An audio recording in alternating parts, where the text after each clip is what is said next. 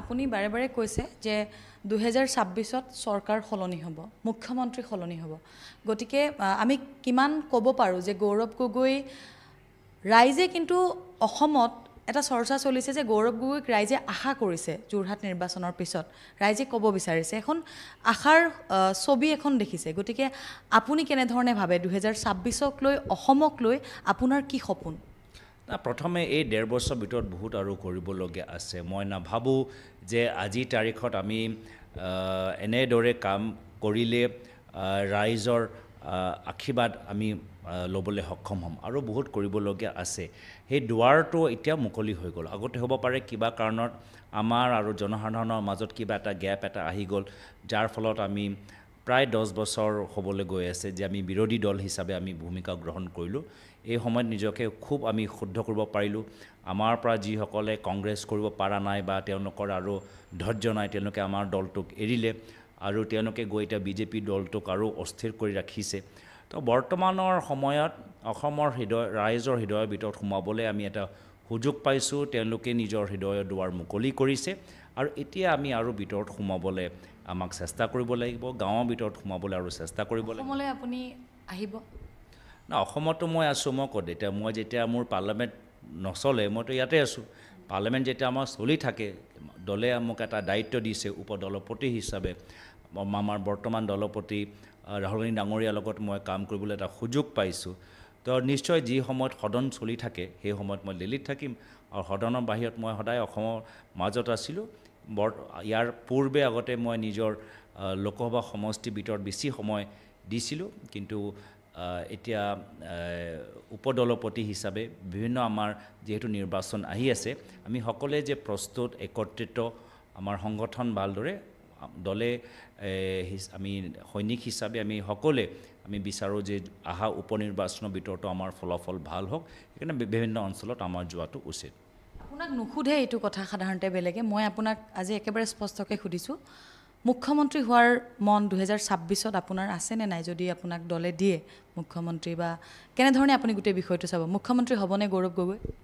চাওক, প্ৰথম আমাৰ লক্ষ্যটো স্পষ্ট। প্ৰথম লক্ষ্য হৈছে যে বিভাজনকাৰী ৰাজনীতি আমি অহা বিধানসভা নিৰ্বাচনত অসমৰ পৰা বিদায় দিব লাগিব। এই অহংকাৰী ৰাজনীতি অসমৰ পৰা বিদায় দিব লাগিব। এই দুখীয়ামনক অত্যাচাৰ কৰা আৰু নিজকে ধনী কৰা এই ৰাজনীতি অসমৰ পৰা বিদায় দিব লাগিব।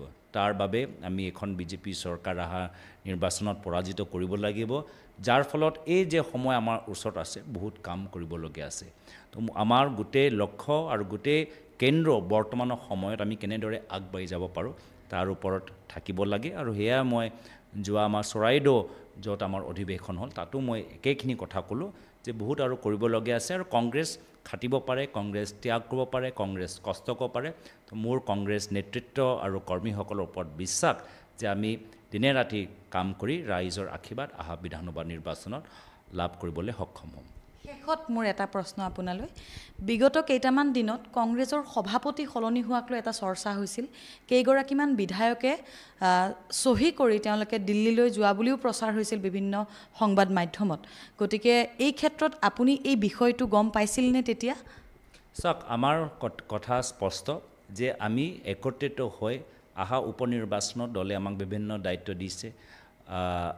মোক বিশেষকৈ বিহালীত সময় দিবলৈ আহ্বান জনাইছে, ৰকিবুল হুছেইন ডাঙৰীয়াক চামগুৰিত বিশেষ সময় দিবলৈ জনাইছে, প্ৰদ্যুৎ বৰদলৈ ডাঙৰীয়াক বঙাইগাঁও সমষ্টিত, জাকিৰ হুছেইন চিকদাৰ ডাঙৰীয়াক চিডলি সমষ্টিত।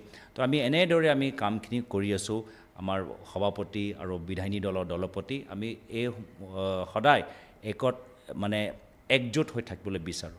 কংগ্ৰেছ তেতিয়াহে ভালদৰে নিৰ্বাচন প্ৰচাৰত সোমায় যেতিয়া আমি সকলোৱে একত্ৰিত।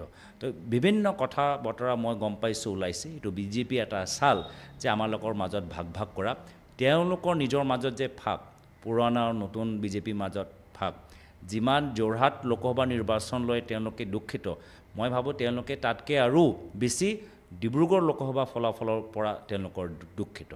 মই যি ভিতৰীয়া এটা গম পাইছোঁ যে ডিব্ৰুগড় লোকসভা নিৰ্বাচনৰ সম্পৰ্কে বহুত তেওঁলোকৰ বিভিন্ন ধৰণৰ শিবিৰ আৰু আন্তৰিক তেওঁলোকৰ শীতল যুদ্ধ চলি আছে। তো সেইকাৰণে যোৰহাটকৈ তেওঁলোকে যে ডিব্ৰুগড় হেৰুৱালে লগতে মুখ্যমন্ত্ৰী হিমন্ত বিশ্ব শৰ্মা ডাঙৰীয়া তেখেতৰ আটাইতকৈ ঘনিষ্ঠ বন্ধু মৌলানা আজমল চাহাবক আজি তেওঁলোকে নিজৰ কাষত পোৱা নাই। এইকাৰণে বিজেপি অস্থিৰ আৰু অপপ্ৰচাৰৰ ওপৰত নিৰ্ভৰ। কংগ্ৰেছ দল একত্ৰিত, কংগ্ৰেছ দল আৰু কাম কৰিবলৈ আমি প্ৰস্তুত হৈ আছোঁ।